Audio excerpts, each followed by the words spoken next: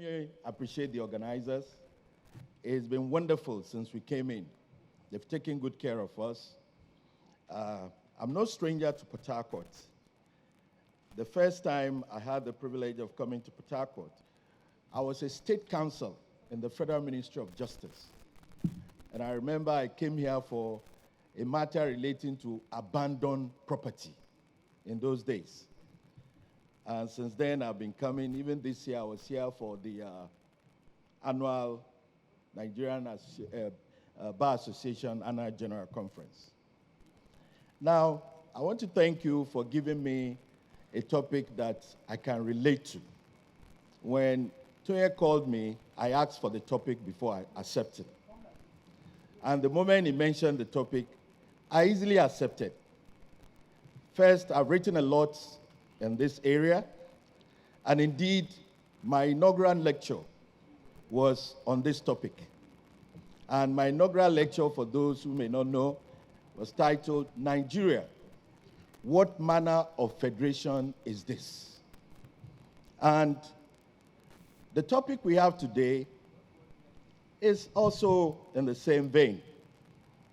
True federalism and restructuring.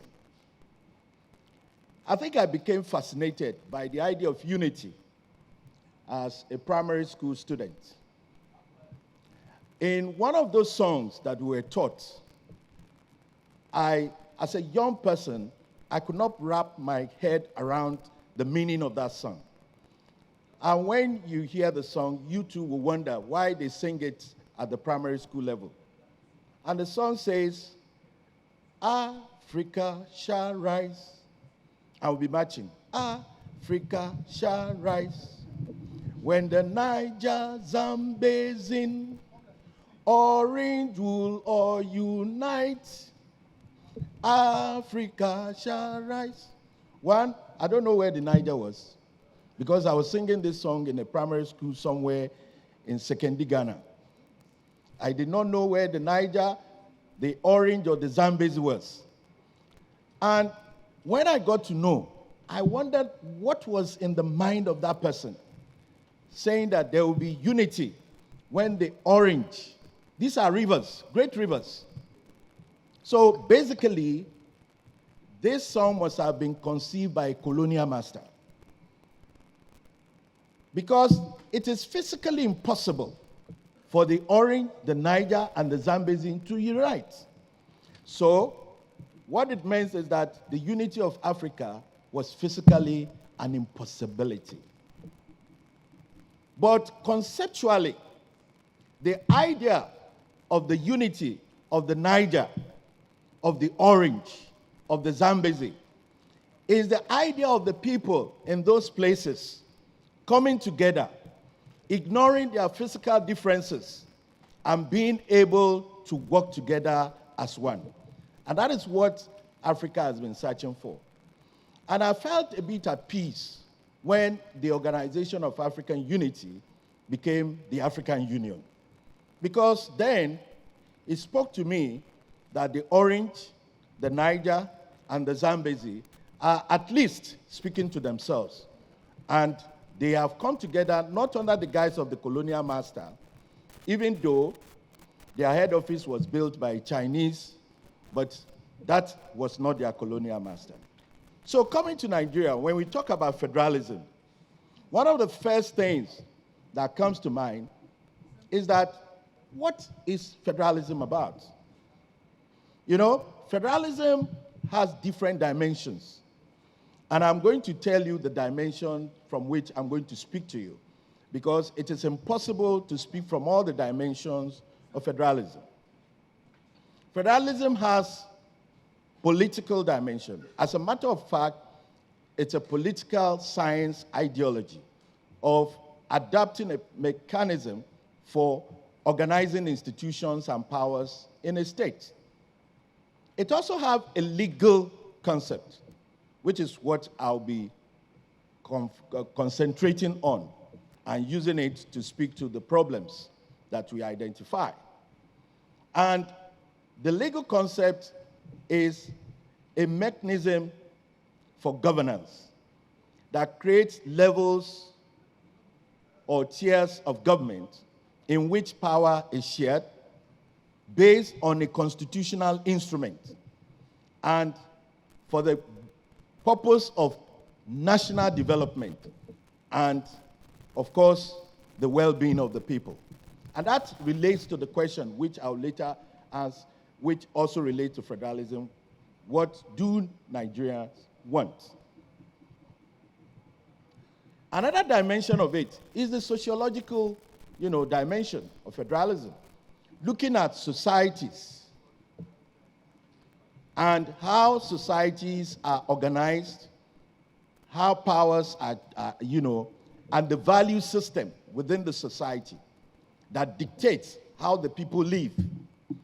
And when you look at Africa, more and more societies like South Africa that have suffered some brutalization through apartheid look to sociological solutions in looking at some concepts that will make people to come out of that brutalization to be able to aspire to values of humanity that would erase the past of apartheid.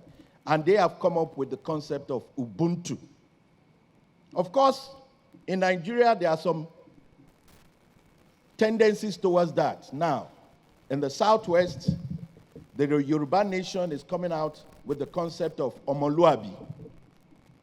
And those are sociological issues to take people out of dregs, of hopelessness, out of an attitude of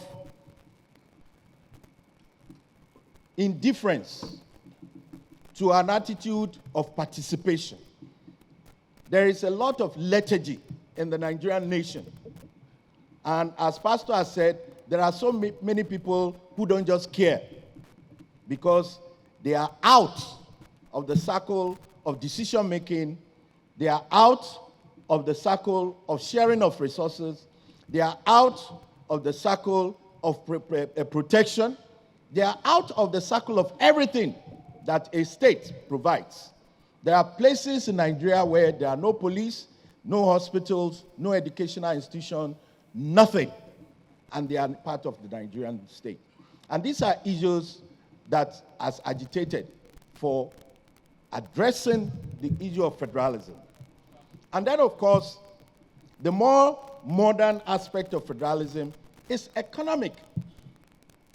Because all said and done, one of the key aspects of federalism is fiscal federalism.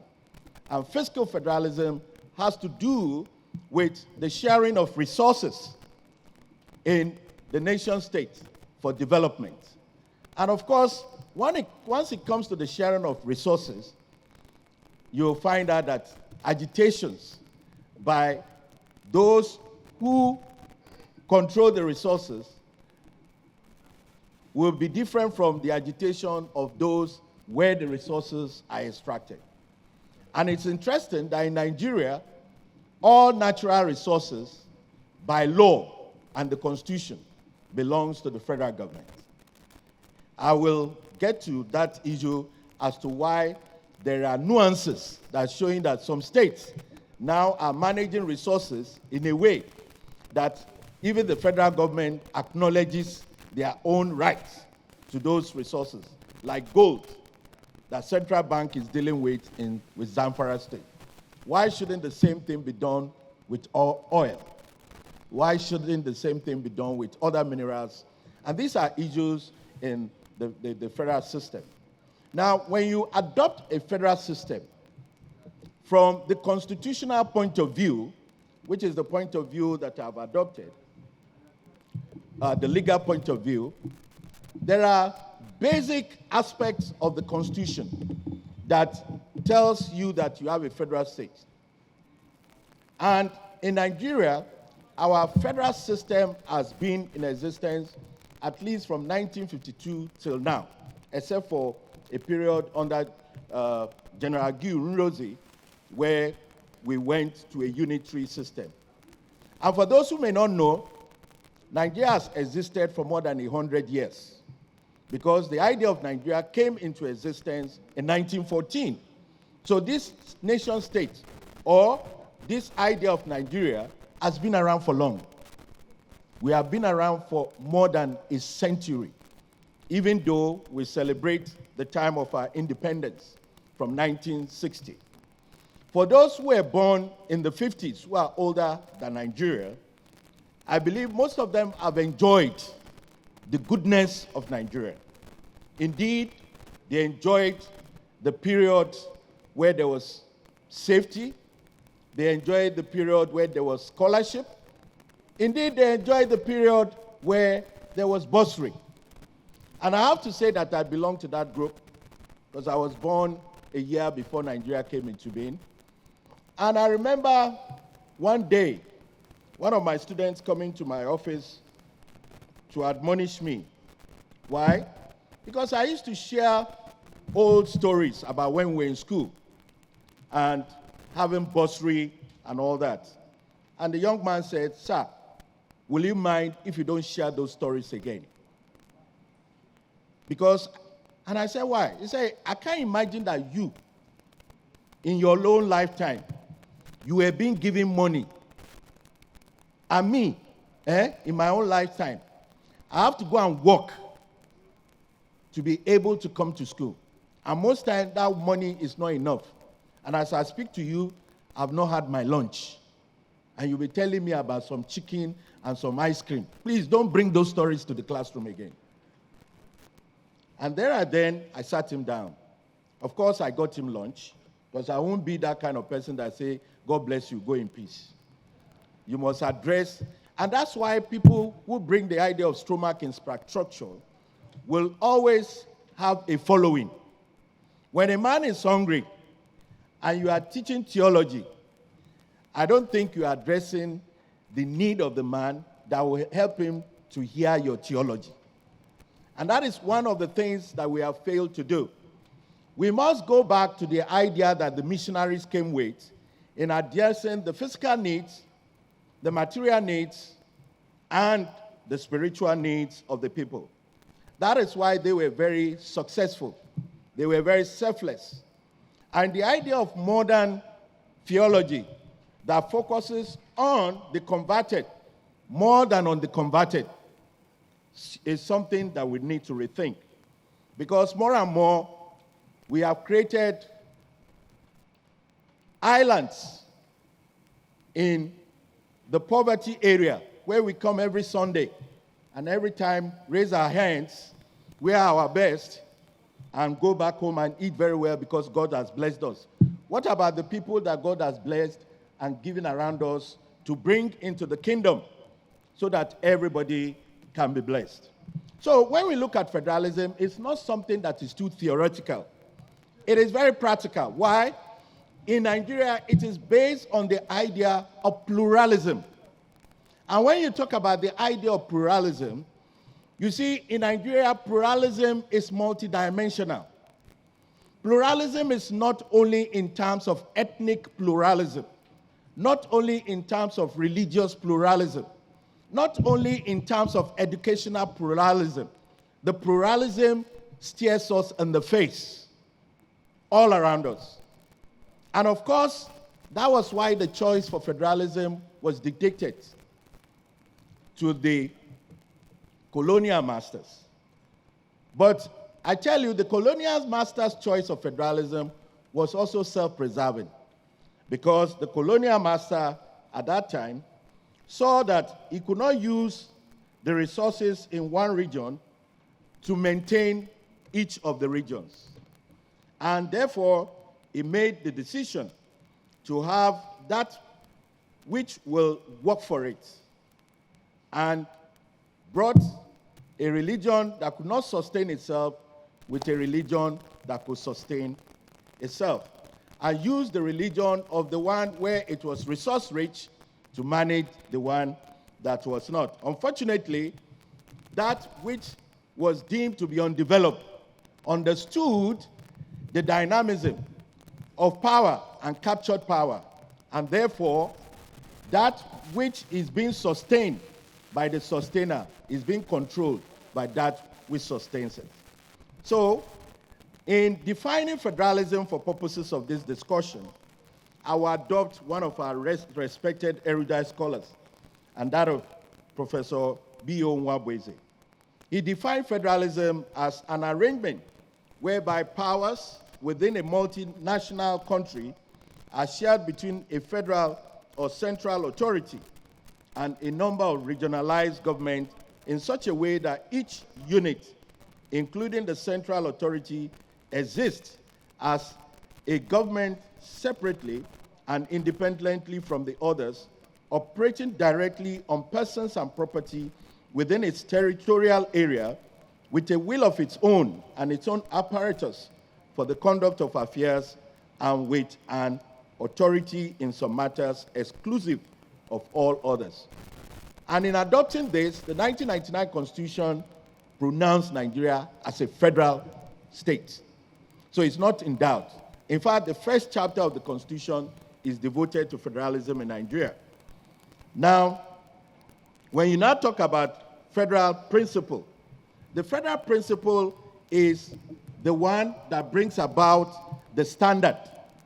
The federal principle is what speaks to us as a measure to determine whether a state is truly federal, and the coinage of the word true federalism as opposed to fake federalism, and the agitation for all manner of things to be done to the federalism, because the history of federalism in Nigeria has been checkered. Indeed, federalism assumes that the sovereign states and the union states will together agree as to the number of states that they have. That didn't happen in 1967. As a matter of fact, the number of states progressed geometrically without consultation with the union states. And so we moved from 3 states under constitutional democracy to 4 states, and under military regime, we have moved from 4 states to 36 states. So that means that whoever or which ethnic group was in control of Nigeria between 1966 and the time when the 36 state would definitely, benefit itself over and above the others. And it is not surprising that the federal tripod of 3 regions, with each region being equal to each other, has resulted to 1 region being equal to 2 regions. And that means that there is imbalance in the way our federal system has proceeded. And then, of course, there are several perspectives on federalism that, when you look at the idea of what a federal system should be, you ask yourself, what is the kind of federal system that we have in Nigeria? And that answer has been given by the Supreme Court in the case of Federal Republic of Nigeria against Anache. I quote Justice Nikitobi, a son of this area, who rationalized that a federal government will mean what the Constitution writers say it means. And this can be procured within the 4 walls of the Constitution, and the 4 walls only. Therefore, a general definition of federalism, of federal government, may not be the answer to the peculiar provisions of a nation's constitution, which is the fons et origo. Fons et origo means the fountain of origin of its legal system. Ideal federalism or true federalism is different from specific or individual federal constitutions of nations. So the idea of an ideal, the idea of federalism, must be separated from what you practice and what you have in your constitution, or true federalism, but which in their own sphere are called federal constitution. I think Nigeria falls into the latter category or group. It will therefore be wrong to propagate theories based on ideal or true federalism in a nation's constitution, which does not admit such utopia. The point I am struggling to make is that there is no universal agreement as to what is federal or federal government. So what it means is that you can do a comparative analysis of the federal system in the US, federal system in Australia, in India, with Nigeria, and to say that this is the way they have adopted the federal system different from us, but the way we have adopted our own is a matter of historical development. But the question which is still being asked is that when you look at the federal system that we are practicing in Nigeria, is it serving the people of Nigeria? I'm not going to bug you with history about the evolution of Nigeria. I think a lot of us are familiar with how we came from 1960, 66, coup, and of course, the way we have evolved. But let me agitate our minds with what I think concerns the topic of today.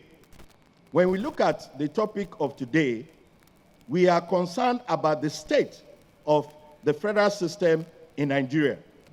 And we are concerned because when we look at the federal system in Nigeria, we find out that it has not served the purpose or the idea of federalism that it professes to be. Indeed, the Nigerian federal system has been said to be a unitary system that is masquerading as a federal system.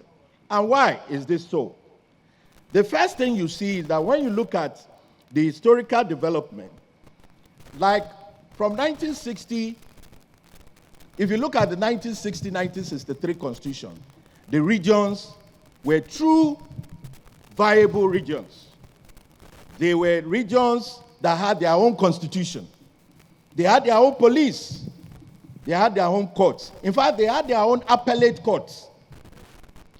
The Western region had an appellate court. They had their own parliament. They had their own system, their local government and all that.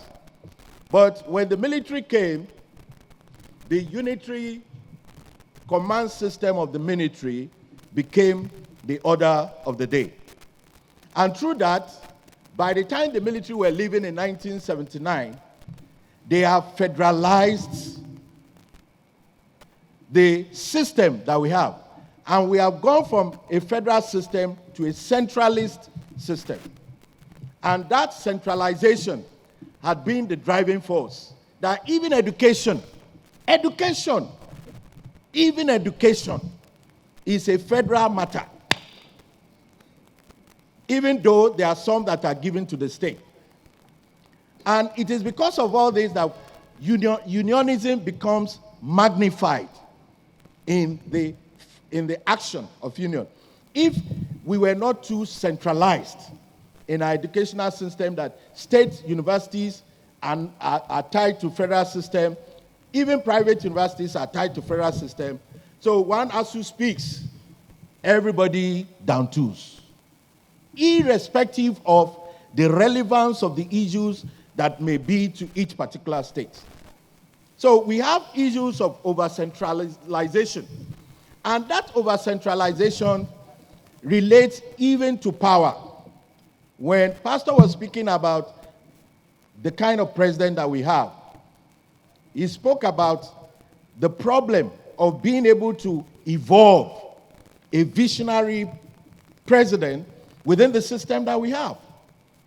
Because everything is centralized, it's federalized.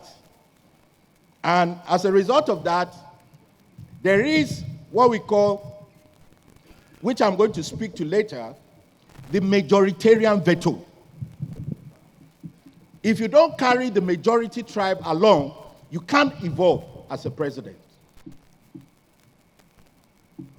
And the majoritarian veto applies both in politics and also in law. So, if you want votes to come massively, you had better have the assent of the majority, tribes. So, all these devolve into what we call the national question. And the national question was the first that came to challenge the federal system. And the national question actually came as a sobriquet for all that was and is wrong with the Nigerian Federation. It was a code name for all the things that we see that are wrong, that we want to correct.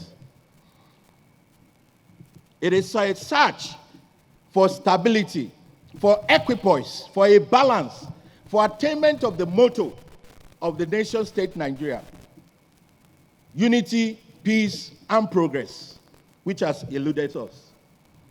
And of course, the failure to address the national question, but doing some cosmetic amendments to the Constitution. You know, the 1999 Constitution, as amended, has had some cosmetic, but in the interim, from 1979, we had an attempt at constitution making in the 1989 Constitution. We also had an attempt at constitution making in the 1995 Constitution. We had an attempt at the National Political Conference by President Obasanjo. And then, of course, we had the confab by President Jonathan of 2014.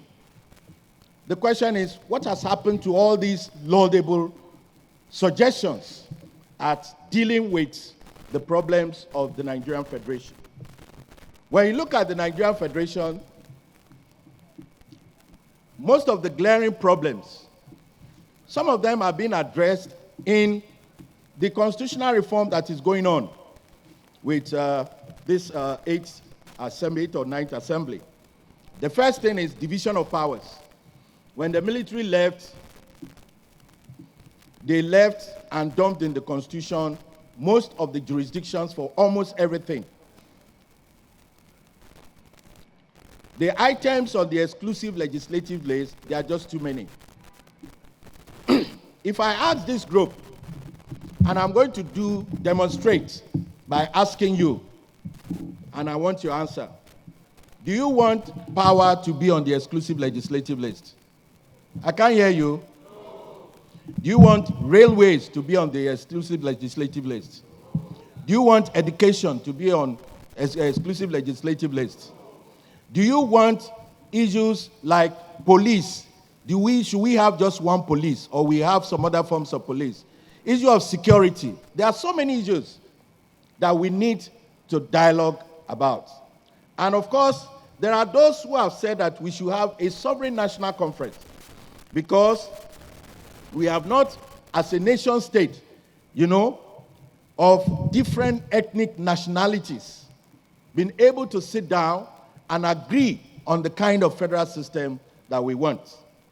And of course, this has led to so many ideas coming up about what should be the powers that, should be granted. I used to be free of burden in speaking, because at that time, I was purely an academic. But I bear the burden now of speaking as a person in government. And that burden is light for me, because I work with a governor who understands the issues relating to our federalism. And I thank God that one of the first things that my governor addressed, together with the governors of the Southwest, was the issue of security. I am proud to be part of that process that produced Amotekun in the Southwest Nigeria. For the simple reason that when people bring initiatives, they must be given an opportunity for testing it. And that opportunity for testing it came when we challenged the federal government, sat down with them, negotiated with them, pleaded with them, and they gave us the go-ahead. And today, Amotekun is the first responder in Oyo State for any crime situation. And I say this because of the incursion of ISWAP into the southern part and the southwest, especially with the Owo attack. We cannot continue to do enclave in a centralist system that enclaves beyond the enclaves of what the state must have. If you enclave everything and say this belongs to you, and you don't give people the opportunity to operate in it in a federal system, you leave room for no development and progress in your federal system. And that is why from 1960 to to 2022, as I speak, there are so many things that are not working in our federal system. I always refer to the electricity problem because I remember I used to stay in town because I never wanted to live on campus. But I remember one day we did not have electricity where I live for 1 month. And we're buying fuel. We'll buy fuel will finish. I'll go to the car. I'll use my mouth to suck fuel from the tank in the middle of the night so me and the children can sleep. Then my senior colleague told me, "Oye, why are you suffering yourself?" I said, "I want to continue to suffer as a Nigerian so I don't forget that there is suffering in this land." Then he said, "My friend, stop suffering and come and taste life. Take the allocation of the accommodation that has been given to you. Stay there for some time. If you don't like, give it to another person." I stayed there and I've been staying on campus since that time. It's very simple. 24/7 there is electricity. 24/7 there is security. And that is what Nigerians want. Security, electricity, infrastructure, and all that. Now, when we come to the agitation, time flies when you are enjoying yourself. When we come to the agitation for, true federalism, we must understand that true federalism itself has not been definitively given any content or context, other than the fact that we don't like what we want, what we have as Nigerian federalism. And so, in the Nigerian true federalism, people talk about decentralization. People talk about devolution of powers.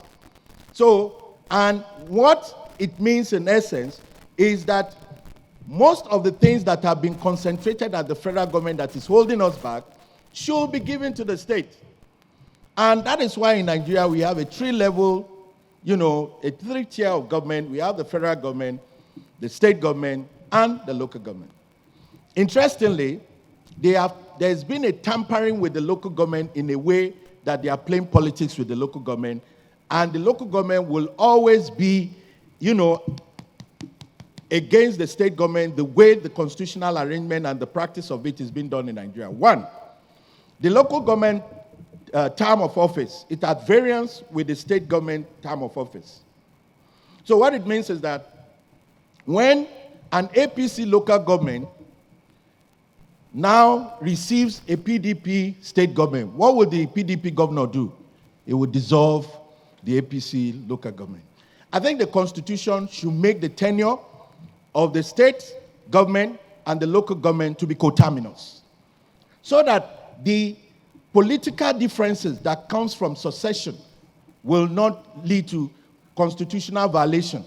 Because even when you say, with the Supreme Court has said they should stop disbanding the local government, but I tell you they will continue to disband it and to pay them, because nobody wants fire on his back when he wants to sleep. Nobody puts fire on his roof and go to sleep. So we should address that. The second aspect of local government I want to speak to is the presidential local government that we run. It's not that it's written into the Constitution. Actually, it came from Lagos State, which pursuant to the third tier of government passed the law, and that has been adopted. The local government should be parliamentary. The chairman should be primus inter pares. It should not be an executive chairman. And then the people who are elected, you now make them to be legislative.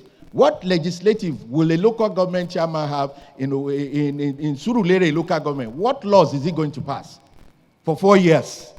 So you are paying people for doing nothing. So they go and check. Most local government don't pass up to, in those areas, up to 10, bylaws in a year. And they get paid a lot of money. So divide the pay with 10 and see what is the value addition that they are putting in. So if Cosmopolitan areas can be said to have executive local government. Rural areas don't need executive local government. So we need to address that. Then coming to the idea of restructuring. Restructuring is the agitation by Nigerians for a change to the paradigm. And the paradigm in Nigeria is the Constitution. But I tell you, restructuring as a terminology constitutionally is antithetical to constitutional practice. Because constitutional practice requires constitutional process and constitutional amendment for amending the Constitution. And it does not assume of any procedure that is extrinsic or outside the constitutional procedure that is provided for it. So the terminology of restructuring in constitutional law is normally known as rebalancing. So what you want is, you want to rebalance the Constitution in terms of power, in terms of access, in terms of everything.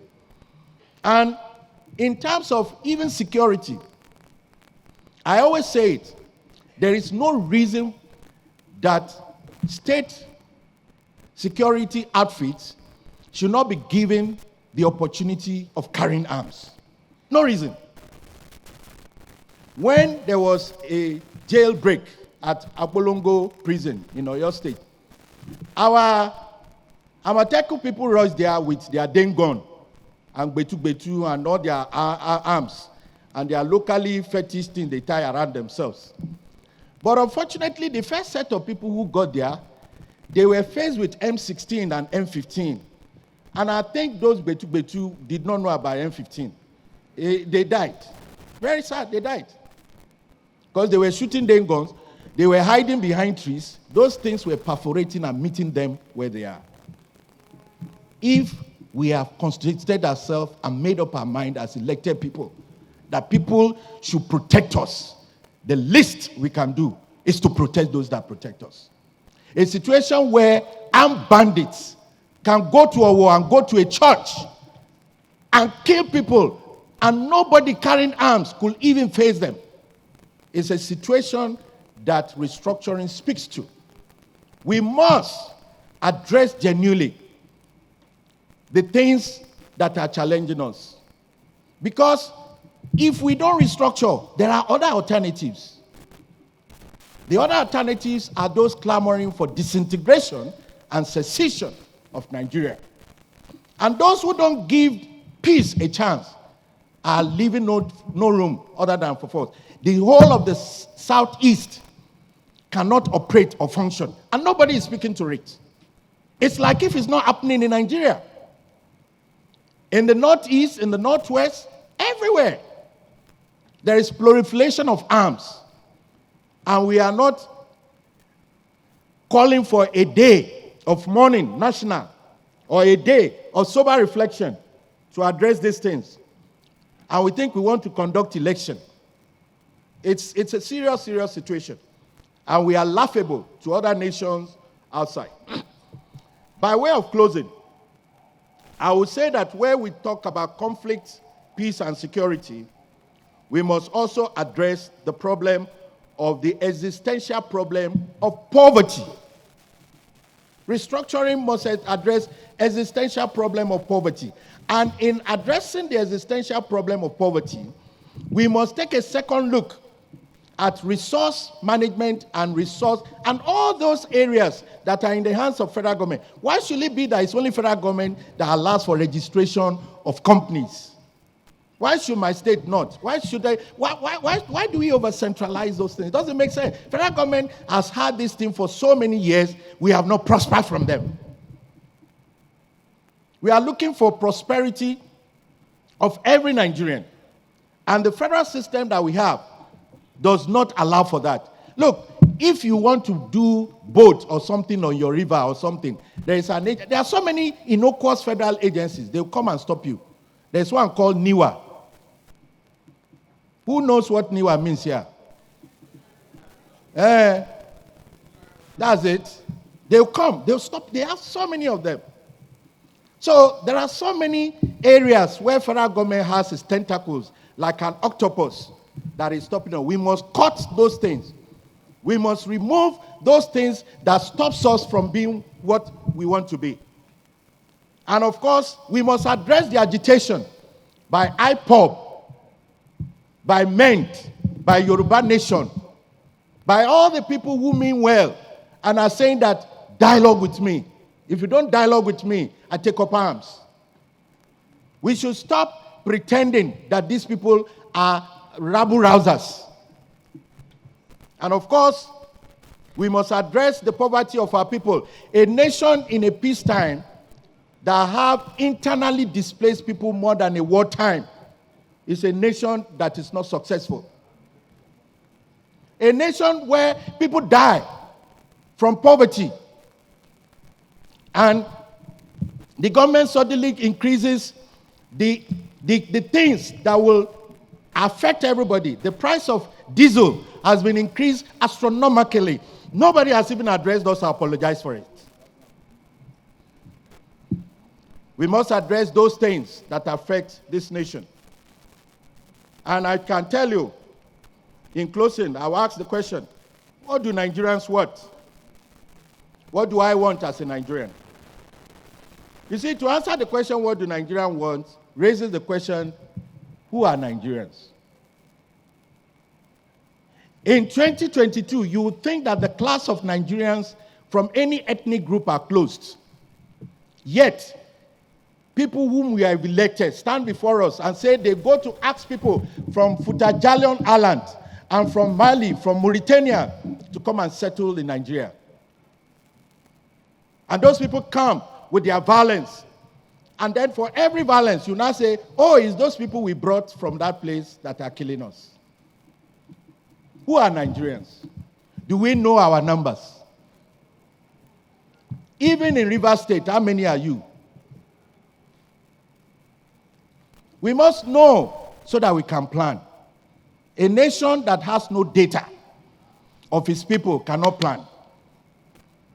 So, what do Nigerians want? The simple things of life. To have good roads, which must be a subject matter that we can hold our states to. To have refuse cleaned by local governments. To have electricity, which should be generated in a way that is profitable to the nation without profiting those who have constituted themselves as leeches and parasites that our refineries are never refining. And as a nation that has oil, we are always importing refined oil. Who came up with that wicked plan? This must stop. What do Nigerians want? Nigerians want what you and I want.